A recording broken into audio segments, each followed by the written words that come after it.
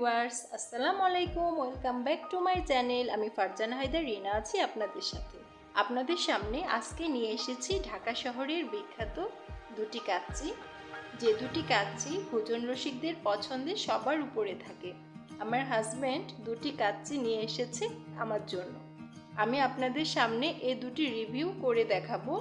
একটি এনেছে সুলতানস ডাইন থেকে, আরেকটি কাচ্চি ভাই। তো চলুন ভিডিওটি দেখে নেওয়া যাক। হ্যালো ভিউয়ার্স, আমি আপনাদের সাথে 5টি ক্যাটাগরিতে এই দুটি কাচ্চি রিভিউ শেয়ার করব। ফার্স্ট হচ্ছে মাংসের পরিমাণ, তারপর রাইসের পরিমাণ, টেস্ট, এই দুটোর কাচ্চির টেস্ট কেমন সেটা শেয়ার করব, দাম শেয়ার করব এবং সর্বোপরি লাস্টে কত দেয়া যায় তো সেটাই আমি শেয়ার করব। প্রথমে শেয়ার করব মাংসের পরিমাণ। তো এটা হচ্ছে কাচ্চি ভাইয়ের। তো আমি একটু মাংসটা এভাবে দেখি। এটার মাংসটা একটু হার্ড টাইপের, এই যে একটু হার্ড টাইপের। আর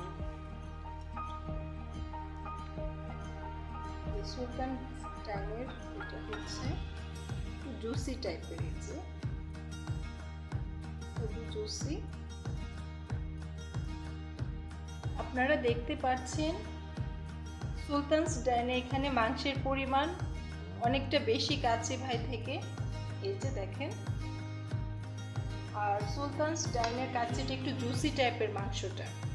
আর রাইসের পরিমাণ শেয়ার করব। সুলতানস ডাইনের এটাতে রাইসের পরিমাণ অনেকটা বেশি থাকে কাচ্চি ভাইয়ের তুলনায়, দেখেন।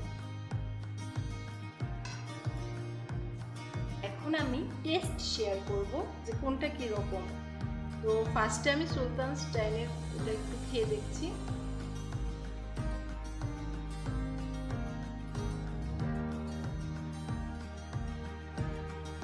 এখন কাচ্চি ভাইয়ের থেকে একটু খাবো।